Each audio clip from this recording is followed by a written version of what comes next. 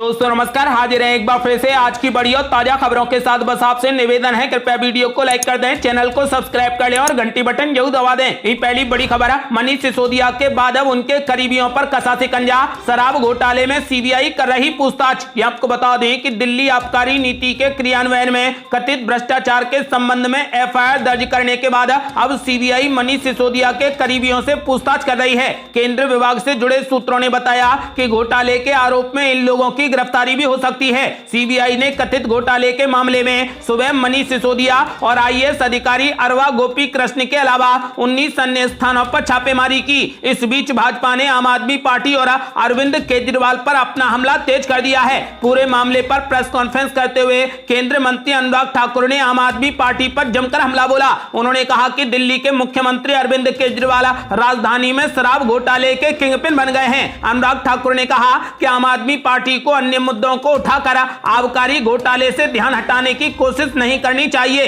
अनुराग ठाकुर ने कहा कि उसका असली चेहरा अब बेनकाब हो गया है। अगली बड़ी खबर, 2024 में विपक्ष का प्रधानमंत्री उम्मीदवार कौन होगा? अखिलेश यादव ने गिनाए 3 नेताओं के नाम। आपको बता दें कि समाजवादी पार्टी प्रमुख ने वर्ष 2024 में प्रधानमंत्री पद की दौड़ के लिए अपनी पसंद के 3 उम्मीदवारों को नामित किया है। यूपी के पूर्व मुख्यमंत्री अखिलेश यादव ने खुद को इस दौड़ से बाहर रखकर उन अटकलों पर विराम लगा दिया है जिसमें कहा जा रहा था कि अखिलेश यादव पीएम पद के उम्मीदवार हो सकते हैं। उनके मुताबिक फिलहाल उनका फोकस अपने गृह राज्य उत्तर प्रदेश पर रहेगा। इस बीच अखिलेश यादव ने 2024 में पीएम पद के लिए विपक्ष के 3 शीर्ष नेताओं के नाम गिनाए हैं। इन नामों में पश्चिम बंगाल की मुख्यमंत्री ममता बनर्जी, तेलंगाना के मुख्यमंत्री के चंद्रशेखर राव और एनसीपी प्रमुख शरद पवार मुख्य उम्मीदवार हो सकते हैं। हाल ही के दिनों में बिहार के मुख्यमंत्री नीतीश कुमार के विपक्षी पीएम उम्मीदवार के नाम की चर्चा तेज हो गई है। नीतीश कुमार की तख्ता पलट की राजनीति की अखिलेश यादव ने 2017 में भारी आलोचना की थी। हालांकि नीतीश कुमार ने फिर से पाला बदल लिया है और आरजेडी और कांग्रेस के साथ गठबंधन बना लिया, जिससे वो फिर से विपक्ष का हिस्सा बन गए हैं। दूसरी तरफ कांग्रेस लगातार कह रही है कि 2014 का लोकसभा चुनाव राहुल गांधी के नेतृत्व में लड़ा जाएगा। ऐसे में आरजेडी उनका साथ नहीं छोड़ेगी। नीतीश कुमार पीएम उम्मीदवार तभी बन सकते हैं जब राहुल गांधी खुद को रेस से अलग कर लें। अगर राहुल गांधी पीएम की दौड़ से अपना नाम वापस लेने का फैसला करते हैं तो यह देखना होगा कि शरद पवार, केसीआर और ममता बनर्जी तीनों में से कौन सबसे पुरानी पार्टी कांग्रेस को स्वीकार्य होगा। कोई भी उम्मीदवार हो, कांग्रेस पार्टी की सहमति के बिना 2024 में भाजपा के खिलाफ एक शक्तिशाली चेहरा नहीं होगा।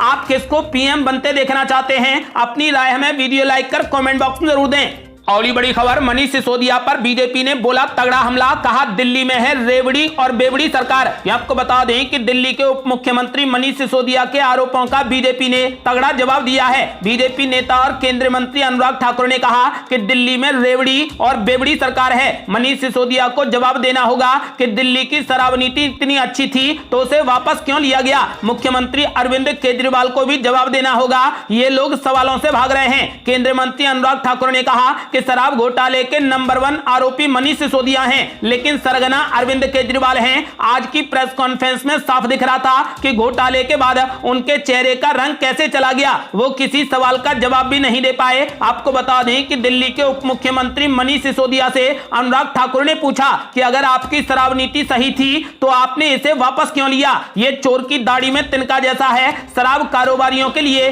सॉफ्ट कॉर्नर क्यों है? मैं अरविंद केजरीवाल को देश के सामने आने और 24 घंटे के भीतर जवाब देने की कड़ी चुनौती देता हूं।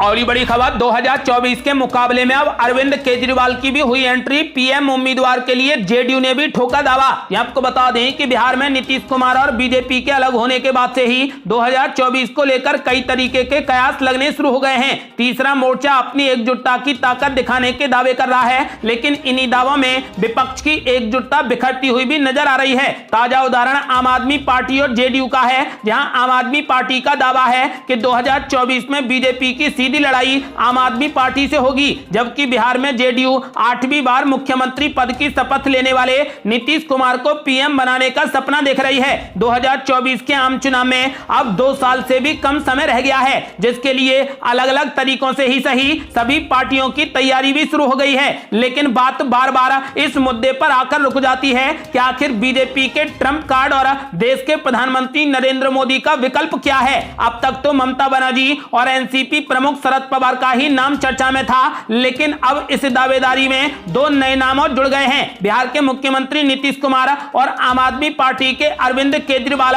दोनों पीएम पद की रेस में आ गए हैं। बिहार में जब से नीतीश कुमार ने बीजेपी का साथ छोड़ा है, राजनीतिक गलियारों में इस कदम को मास्टर स्ट्रोक का नाम दिया जा रहा है। जेडीयू के कई नेता नीतीश कुमार के इस कदम से इतने खुश हैं कि उनमें नीतीश कुमार में अब पीएम नजर आ रहे हैं। और ये बड़ी खबर, राहुल गांधी और सोनिया गांधी पर ईडी ने कसा सिकंजा, तो मनीष सिसोदिया पर सीबीआई का सिकंजा। ये आपको बता दें कि दिल्ली के उप मुख्यमंत्री मनीष सिसोदिया के ठिकानों पर शुक्रवार को केंद्रीय जांच ब्यूरो यानी सीबीआई ने आबकारी घोटाले को लेकर छापा मारा। इस छापे के बाद कहा जा रहा है कि जल्द ही इस मामले में ईडी की भी एंट्री हो सकती है। वहीं दूसरी ओर कांग्रेस के पूर्व अध्यक्ष राहुल गांधी, कार्यकारी अध्यक्ष सोनिया गांधी से लेकर बंगाल में मंत्री रहे पार्थ चटर्जी तक पर ईडी की कार्रवाई चल रही है। पार्थ चटर्जी के ठिकानों पर छापे के दौरान तो ईडी को करोड़ों रुपए नकद मिले थे। आपको बता दें कि दिल्ली के उप मुख्यमंत्री मनीष सिसोदिया के ठिकानों पर सीबीआई ने आबकारी घोटाले को लेकर छापा मारा। वहीं कई अन्य नेताओं पर ईडी की कार्रवाई लगातार जारी है। इनमें कांग्रेस के राहुल गांधी और सोनिया गांधी से लेकर शिवसेना के सांसद संजय राउत भी शामिल हैं।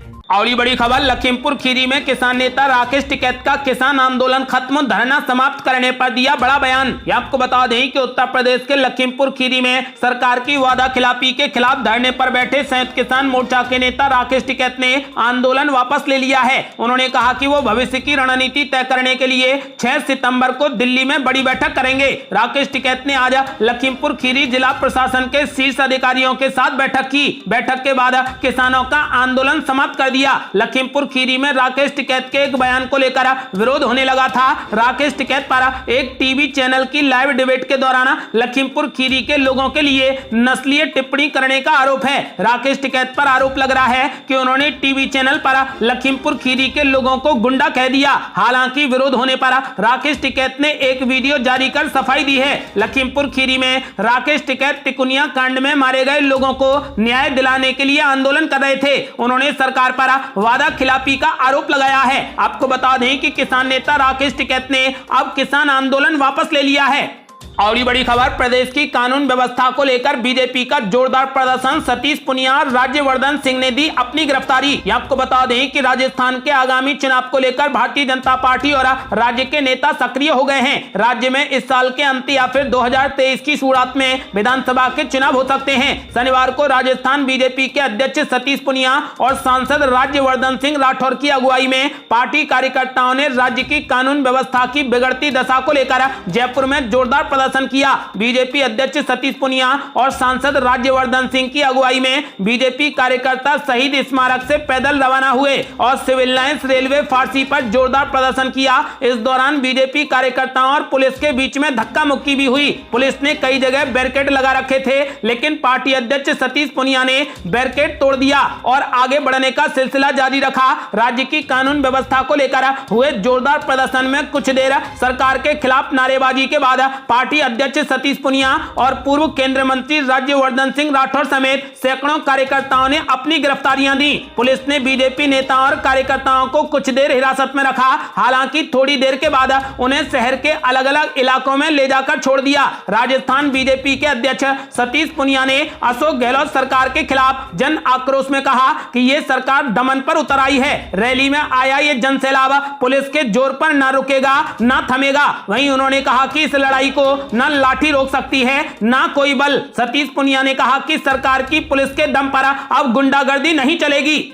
और ये बड़ी खबर, मुफ्त की रेवड़ी पर तमिलनाडु के मंत्री ने पीएम मोदी पर बोला बड़ा हमला, बोले वो बांटे तो भगवान और हमें किया जा रहा परेशान। ये आपको बता दें कि मुफ्त की रेवड़ी पर प्रधानमंत्री नरेंद्र मोदी के बयान को लेकर देश में सियासत थमने का नाम नहीं ले रही। तमिलनाडु के मंत्री पलानीवेल त्यागराजन ने इस मामले में भाजपा को कड़ी फटकार लगाई है और पूछा कि क्या राज्यों में मुफ्त की सुविधाएं भगवान के हाथ से उतरती हैं। पीएम मोदी पर सीधा हमला बोलते हुए उन्होंने कहा कि वे देते हैं तो कोई सवाल नहीं कर सकते, सकता, क्योंकि ये सीधे भगवान के हाथ से उतरा है, और अगर कोई और देता है तो वो कहते हैं कि नहीं नहीं, ये एक बुरा फ्रीबी है। चुनाव में मुफ्त रेवड़ी को लेकर भाजपा और विपक्ष के बीच में बड़ी राजनीतिक लड़ाई के बीच तमिलनाडु के वित्त मंत्री पलानीवेल त्यागराजन ने एनडीटीवी से बात की। उन्होंने कहा कि फ्रीबी की धारणा बहुत खराब परिभाषित है। एक आदमी का फ्रीबी दूसरे आदमी का जरूरी सामाजिक खर्च है। यह विवाद प्रधानमंत्री नरेंद्र मोदी की हालिया टिप्पणी से शुरू हुआ था, जिसमें लोगों को चुनाव पूर्व वादों के खिलाफ चेतावनी दी थी और इसे रेवड़ी संस्कृति कहा था। यह मामला सुप्रीम कोर्ट के समक्ष भी लंबित है, क्योंकि एक याचिका में मांग की गई थी कि ऐसे वादे करने वाले पक्षों का पंजीकरण रद्द किया जाए। अदालत ने अब केंद्र से पूछा है कि मुफ्तखोरी का क्या मतलब है, और आम आदमी पार्टी और डीएमके से भी जवाब मांगा है।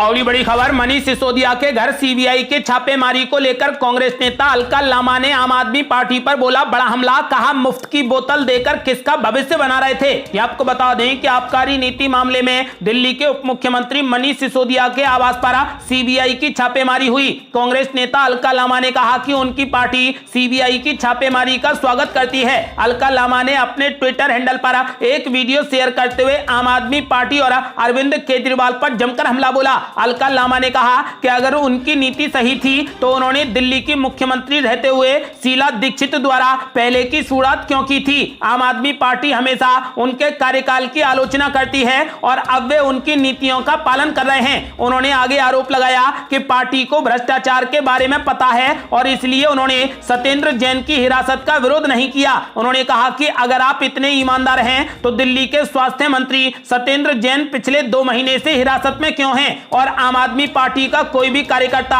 और यहां तक कि अरविंद केजरीवाल भी उनकी हिरासत के खिलाफ सड़क पर नहीं उतरे हैं। आपको बता दें कि अलका लामा ने दावा किया है कि आम आदमी पार्टी ने राष्ट्रीय राजधानी में शराब की खपत को बढ़ावा दिया। उन्होंने आगे कहा कि आपने अपनी नीति से दिल्ली के छात्रों का भविष्य खराब किया। आम आदमी पार्टी उन्हें एक प्रस्ताव देकर शराब की खपत को बढ़ावा दे रही है और आम आदमी पार्टी कहती है कि आम आदमी पार्टी दिल्ली के भविष्य का निर्माण कर रही है। अलका लामा ने केजरीवाल पर हमला बोलते हुए कहा कि अब आप बेनकाब हो गए हैं। और बड़ी खबर, कपिल सिब्बल ने बीजेपी और सीबीआई पर बोला बड़ा हमला। कहा भगवा हो गए सीबीआई के पंख, वो वही करती है जो मालिक कहते हैं। ये आपको बता दें कि राज्यसभा सांसद कपिल सिब्बल शनिवार को सीबीआई पर जमकर भड़के। उन्होंने कहा कि पिंजरे का तोता आजाद हो गया है। उन्होंने जांच एजेंसी की कार्रवाई को लेकर केंद्र सरकार पर भी जमकर हमला बोला। गुरुवार को सीबीआई ने दिल्ली आबकारी नीति को लेकर उप मुख्यमंत्री मनीष सिसोदिया के आवास पर जमकर छापेमारी की। कपिल सिब्बल ने कहा कि सीबीआई भी एक पिंजरे का तोता रहा,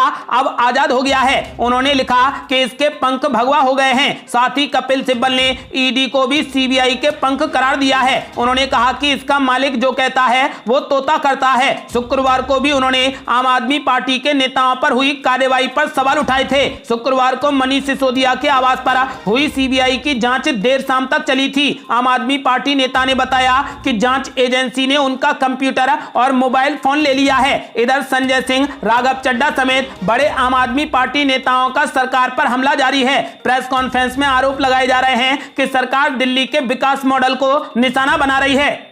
और बड़ी खबर, उप मुख्यमंत्री देवेंद्र फडणवीस ने उद्धव ठाकरे पर बोला बड़ा हमला। बीएमसी चुनाव जीतने का किया ऐलान। आपको बता दें कि महाराष्ट्र के उप मुख्यमंत्री देवेंद्र फडणवीस ने शिवसेना पर जोरदार हमला बोला। देवेंद्र फडणवीस ने इस बार बीएमसी चुनाव जीतने का दावा किया है और विपक्ष पर हमला बोला है। उप मुख्यमंत्री देवेंद्र फडणवीस ने शिवसेना पर हमला करते हुए कहा कि हम मुख्यमंत्री घर पर नहीं बैठेंगे और न ही आप लोगों को बैठने देंगे। इस बार बीएमसी पर बीजेपी और शिवसेना का भगवा लहराएगा, लेकिन असली शिवसेना का, जो कि एकनाथ शिंदे के नेतृत्व में है। उप मुख्यमंत्री देवेंद्र फडणवीस ने आगे कहा कि हमें मुंबई विकास लीग शुरू करना है। हमें आने वाले महीनों में बहुत मेहनत करना है। मुंबई महानगर पालिका इस वक्त भ्रष्टाचारियों से भरा हुआ है। हमें इन लोगों से मुंबई महानगर पालिका को मुक्त करवाना है। आप लोगों के लिए मुंबई महानगर पालिका में कभी कोई काम नहीं किया गया। जैसे जैसे चुनाव नजदीक आता है वैसे वैसे एक डायलॉग फिक्स होता है कि मुंबई को महाराष्ट्र से अलग करने की साजिश है। भाई, कौन मुंबई को महाराष्ट्र से अलग कर रहा है? उन्होंने कहा कि मुंबई को महाराष्ट्र से अलग किसी का बाप भी नहीं कर सकता। बाला साहेब ठाकरे के सपने को पूरा करने का काम बीजेपी करेगी। देवेंद्र फडणवीस ने पूर्व मुख्यमंत्री उद्धव ठाकरे का नाम नहीं लेते हुए कहा कि आप दिल्ली के सामने झुके, सोनिया गांधी के सामने झुके, लेकिन हम महाराष्ट्र के विकास के लिए दिल्ली जाएंगे। और ये बड़ी खबर, हिमाचल प्रदेश के दौरे पर पहुंचे जेपी नड्डा, बोले डबल इंजन की सरकार के कारण राज्य में तेजी से हो रहा विकास। ये आपको बता दें कि भारतीय जनता पार्टी के राष्ट्रीय अध्यक्ष जेपी नड्डा 2 दिन के हिमाचल प्रदेश के दौरे पर हैं। जेपी नड्डा ने नाहन में जनसभा को संबोधित करते हुए मुख्यमंत्री जयराम ठाकुर के नेतृत्व वाली राज्य सरकार की तारीफ की। उन्होंने कहा कि जयराम ठाकुर की सरकार ने राज्य के लोगों के लिए काफी काम किया है। सरकार की कड़ी मेहनत, समर्पण और प्रतिबद्धता के कारण विकास के मामले में हिमाचल प्रदेश देश के अग्रणी राज्यों में शामिल है। ये केंद्र सरकार और राज्य में डबल इंजन की सरकार के कारण संभव हो पाया है। जेपी नड्डा ने कहा कि मैं इस धरती को नमन करता हूं। 15 अप्रैल 1948 को हिमाचल का विलय हुआ और हिमाचल प्रदेश राज्य बना। हिमाचल का कोई भी गांव बिना सड़क के नहीं रह गया और लगातार सड़कों का विस्तार जारी है। हिमाचल के लोग बहुत ही मेहनती हैं। हमारे मेहनती लोग और परिवार मात्र 2 दिन की पैदाइश नहीं है, 3 से 4 पीढ़ियां खप गई तब जाकर हम यहां पहुंचे हैं। उन्होंने कहा कि मुझे आजादी के अमृत महोत्सव में अपने आप को शामिल करते हुए बहुत खुशी हो रही है। हम सभी ने अमृत महोत्सव तो मना लिया है, अब हम अमृत काल की तैयारी में लगे हैं। अगले 25 साल में हमें जो योगदान करना है उसके लिए हमें तैयार होना होगा। मैं जब स्वास्थ्य मंत्री बना तो मुझे नाहन में स्वास्थ्य मंत्री होने के नाते वहां चिकित्सा व्यवस्था में सुधार करने का मौका मिला। जेपी नड्डा ने कहा कि कोरोना के कारण विश्व की अर्थव्यवस्था बहुत धीमी हो गई थी और कई जगह तो रुक ही गई थी, लेकिन उस समय भी भारत के विकास की रफ्तार बनी रही और आज भारत की अर्थव्यवस्था विश्व में सबसे तेजी से बढ़ने वाली अर्थव्यवस्थाओं में शामिल है। हमें गुलामी और मानसिकता से निकलना है। हमें अपनी परंपरा, कल्चर, खान पान पर नाज होना चाहिए। हमें अपनी पुरानी विरासत को संभाल कर रखना चाहिए। हमें एक होकर रहना चाहिए। कुछ भी हो जाए लेकिन हमारी एकता नहीं टूटेगी। और ये बड़ी खबर, ममता बनर्जी की बढ़ी मुश्किलें, अनुव्रत मंडल को नहीं मिली जमानत, कोर्ट ने फिर 4 दिनों की सीबीआई हिरासत में भेजा। ये आपको बता दें कि पशु तस्करी मामले में बीरभूम जिला तृणमूल अध्यक्ष अनुव्रत मंडल को शनिवार को फिर से आसनसोल विशेष अदालत में पेश किया गया। सीबीआई की विशेष अदालत ने अनुव्रत मंडल की जमानत याचिका खारिज कर दी और 4 दिनों की सीबीआई हिरासत का आदेश दे दिया। अब अनुव्रत मंडल 24 अगस्त तक सीबीआई की हिरासत में रहेंगे। ये थी अब तक की बेहद बड़ी खबरें। हम अपने दर्शकों से एक सवाल पूछना चाहते हैं। सवाल यह है कि 2024 में आप प्रधानमंत्री किसको देखना चाहते हैं? अपनी राय हमें वीडियो लाइक कर कमेंट बॉक्स में जरूर दें। यदि आपने अभी तक हमारे चैनल को सब्सक्राइब नहीं किया है तो कृपया चैनल को सब्सक्राइब कर घंटी बटन जरूर दबा दें। जल्दी मिलते हैं बड़ी अपडेट के साथ, तब तक के लिए जय हिंद, जय भारत।